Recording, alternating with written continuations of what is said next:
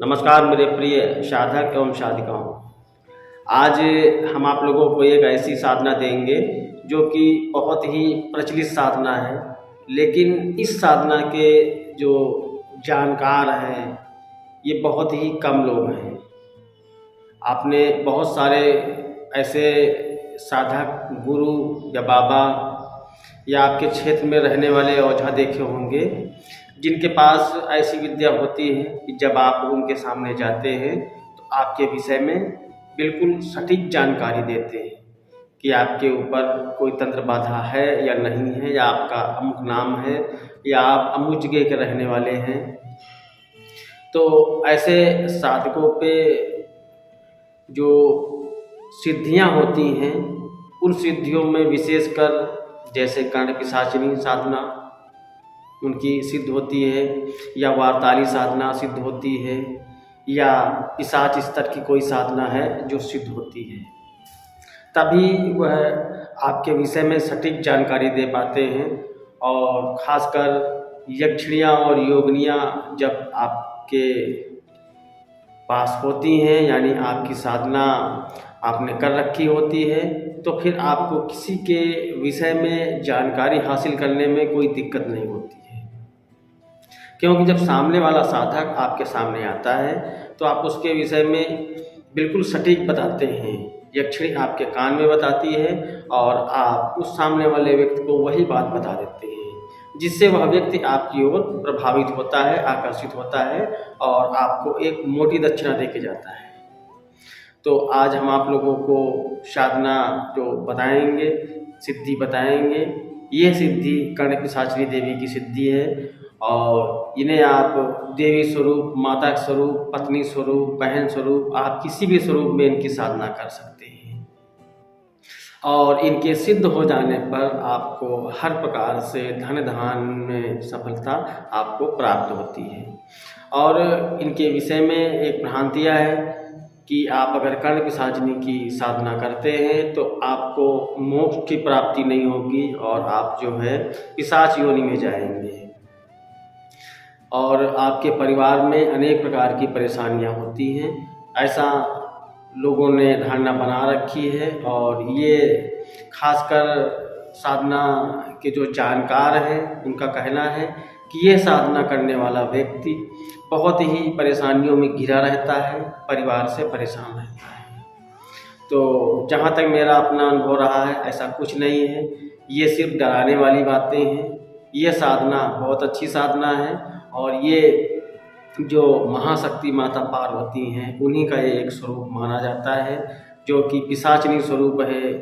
और जब उन्होंने अपनी शक्ति का विस्तार किया था तो बहुत सारी योगिनियाँ, यक्षिणियाँ और बहुत सारी देवियों का प्रादुर्भाव हुआ, उन्हीं में से ये एक है।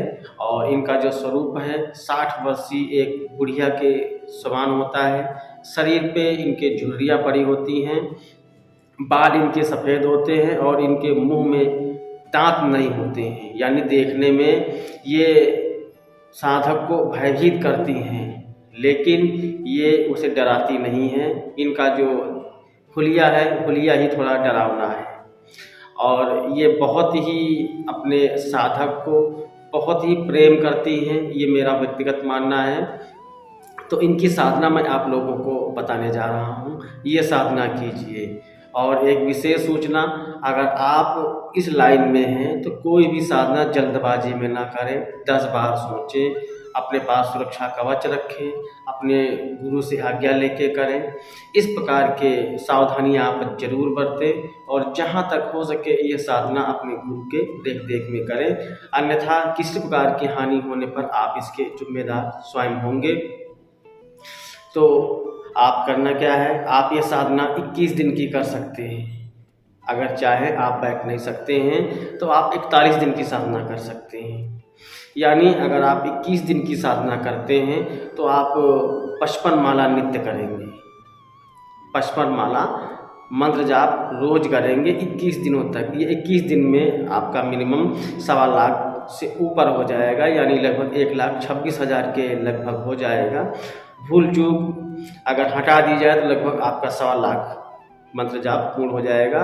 और इसमें हवन का भी विधान है। हवन में आप तिल का तेल गुड़ और गुलाब के पुष्प आदि मिला के इनका हवन करते हैं, धूनी देते हैं। और माता के भोग के लिए गुड़ और तिल के बने हुए लड्डू आप अपने हाथ से स्वयं बनाएंगे, उनका आप भोग देना है और आपको स्वयं भी ग्रहण करना है। और जैसा कि हर साधना का एक नियम होता है कि आप ब्रह्मचर्य से रहेंगे और किसी प्रकार का कोई ऐसा कार्य नहीं करेंगे, किसी से बात विवाद गाली गलौज नहीं कहेंगे। जहाँ तक हो सके वहाँ तक आप अपने मन को और जुबान को बिल्कुल साइलेंट रखेंगे, बिल्कुल एकाग्रता बना कर रखेंगे। और जितना समाज से आप दूर रहें, मतलब जितना आप चहल पहल से, मोबाइल से, समाज से जितना दूर रहें उतना अच्छा होता है। आप साधना हमेशा एकांत कमरे में करें और जिस कमरे में साधना करें उस कमरे में किसी का आना जाना ना हो। आप वहाँ साधना करें, उसके बाद वह रूम बिल्कुल लॉक कर दें, बंद कर दें, किसी अन्य व्यक्ति का वहाँ पर आना जाना हो। और आप बिल्कुल एकांत में लेटे अपने बिस्तर पे, आप किसी और को मत सोने दें, आप स्वयं अकेले सोएं। हो सके तो आपका जहाँ आसन है, जिस कमरे में आप साधना करते हैं, आप उसी में बिस्तर लगा के वहीं आप सोएं। मंत्र बिल्कुल सिंपल सा है, आप लोग मंत्र को नोट कर लीजिए। मैं मंत्र बताता हूँ। मंत्र छोटा सा है। ओम कर्ण पिशाचिनी पिंगले लोचनी स्वाहा। ओम कर्ण पिशाचिनी पिंगले लोचनी स्वाहा, ये मंत्र है और आप इसे नोट कर लीजिएगा। और नोट करने के बाद आप इसे कंठस्थ करिए। कंठस्थ करने के बाद आप साधना करिए। साधना आप किसी भी मंगलवार या शनिवार से आप स्टार्ट कर सकते हैं या किसी शुभ दिन पे स्टार्ट कर सकते हैं, जैसे आपकी होली, दिवाली, सूर्य ग्रहण, चंद्र ग्रहण, शिवरात्रि और नवरात्रि आदि। आप जो शुभ दिन, पूर्णिमा, अमावस, ऐसे कोई शुभ दिन आता है तो उन शुभ दिनों में आप यह साधना आरंभ कर सकते हैं। जब आप साधना कर रहे होंगे तो आपको साधना के दौरान बहुत सारे अनुभव होंगे। आप किसी प्रकार से भयभीत न होइएगा। कारण क्या है कि आप स्वयं शक्ति को बुला रहे हैं। अगर शक्ति आपके सामने आ रही है और आपको अनुभव हो रहा है, खुशबू आपको मिल रही है और आपको किसी के आने की आहट मिल रही है या सामने से चलती हुई कोई परछाई आपको दिख रही है, आप भयभीत ना हो। आप सुरक्षा कवच का प्रयोग करें, सुरक्षा कवच लगा के रखें। और किसी प्रकार की कोई अगर समस्या नज़र आती है, कोई आप जानकारी हमसे प्राप्त करना चाहते हैं तो आप जानकारी व्हाट्सएप मैसेज डाल के आप जानकारी प्राप्त कर सकते हैं। और अंतिम दिन जब ये साधना पूर्ण हो जाए तो आप देखेंगे कि आपके कान में आवाज़ आनी चालू हो जाएगी।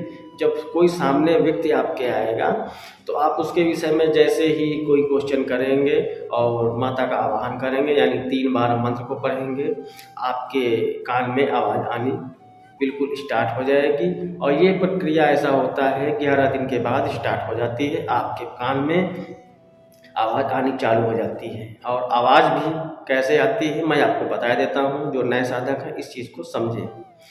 जब आप साधना कर रहे होंगे तो आपको ऐसा महसूस होगा कि कहीं से कोई आवाज़ आ रही है, यानी आप साधना कर रहे हैं लेकिन कोई आपसे कुछ बात कह रहा है, यानी आपके कान में बैठे बैठे आवाज़ आएगी और बगैर पूछे आवाज़ आएगी। कभी कभी तो ऐसा आपको बताया जाएगा कि आपके साथ ये होने वाला है।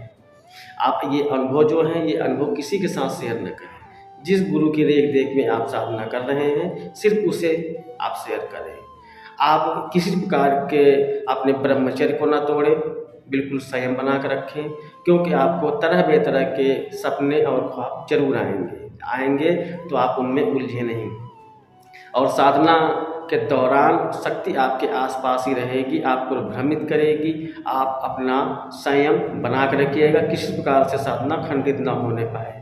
और जब आपकी साधना पूर्ण हो जाएगी तब सिद्धि बिल्कुल स्पष्ट आपके कान में आवाज़ देना चालू कर देगी, स्पष्ट बताना चालू कर देगी। अब ये है किसी किसी को ऐसा होता है स्पष्ट आवाज़ आती है और किसी किसी को ऐसा है थोड़ा समय लग जाता है, यानी साधना के 10-5 दिन तक आवाज़ क्लियर नहीं आती है। सिर्फ झंझनाहट की, भनभनाहट की, भंवरे के गुनगुनाने की आवाज़ या गिड़गिड़ाने की आवाज़, ऐसी आवाज़ आती है, आवाज़ क्लियर नहीं आती है।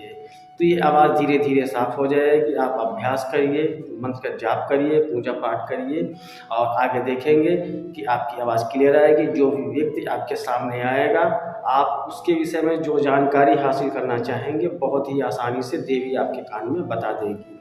तो आप पूर्ण आस्था और पूर्ण विश्वास के साथ आप ये साधना करें। हमारी मंगल कामनाएं हैं।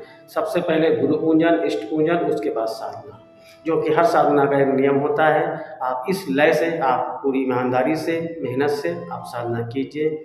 हमारी मंगल कामनाएं हैं, आपको साधना में सफलता प्राप्त हो। नमस्कार, जय श्री कृष्ण।